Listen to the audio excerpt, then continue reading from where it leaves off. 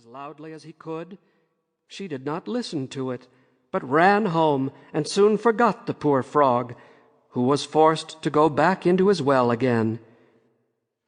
The next day, when she had seated herself at table with the king and all the courtiers, and was eating from her little golden plate, something came creeping, splish-splash, splish-splash, up the marble staircase, and when it had got to the top, it knocked at the door and cried, "Princess, youngest princess, open the door for me."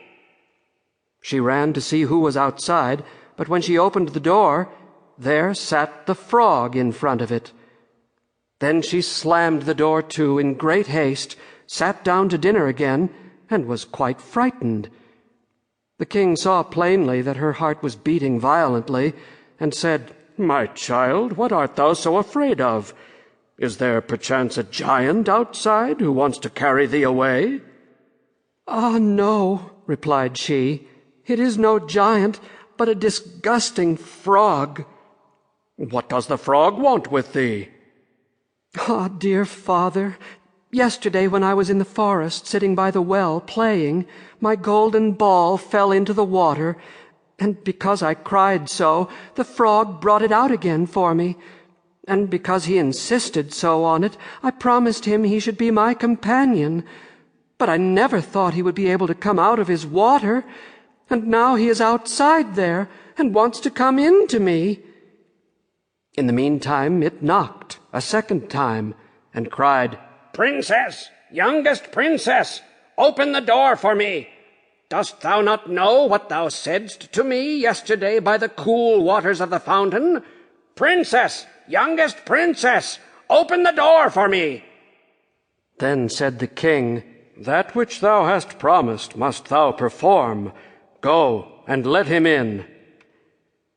She went and opened the door, and the frog hopped in and followed her, step by step, to her chair. There he sat still and cried, "Lift me up beside thee." She delayed, until at last the king commanded her to do it. When the frog was once on the chair, he wanted to be on the table, and when he was on the table, he said, "Now, push thy little golden plate nearer to me, that we may eat together." She did this, but it was easy to see that she did not do it willingly. The frog enjoyed what he ate, but almost every mouthful she took choked her. At length he said, "I have eaten and am satisfied. Now I am tired. Carry me into thy little room and make thy little silken bed ready, and we will both lie down and go to sleep." The king's daughter began to cry, for she was afraid of the cold frog, which she did not like to touch, and which was now to sleep in her pretty clean little bed. But the king grew angry and said, "He who helped thee when thou wert in trouble ought not afterwards to be despised by thee." So she took hold of the frog with 2 fingers, carried him upstairs, and put him in a corner. But when she was in bed, he crept to her and said, "I am tired. I want to sleep as well as thou. Lift me up, or I will tell thy father." Then she was terribly angry, and took him up and threw him with all her might against the wall. "Now thou wilt be quiet, odious frog," said she. But when he fell down, he was no frog, but a king's son, with beautiful kind eyes.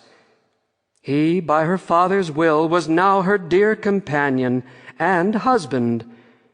Then he told her how he had been bewitched by a wicked witch, and how no one could have delivered him from the well but herself, and that tomorrow they would go together into his kingdom. Then they went to sleep, and next morning, when the sun awoke them, a carriage came driving up with 8 white horses, which had white ostrich feathers on their heads, and were harnessed with golden chains. And behind stood the young king's servant, Faithful Henry. Faithful Henry had been so unhappy when his master was changed into a frog that he had caused 3 iron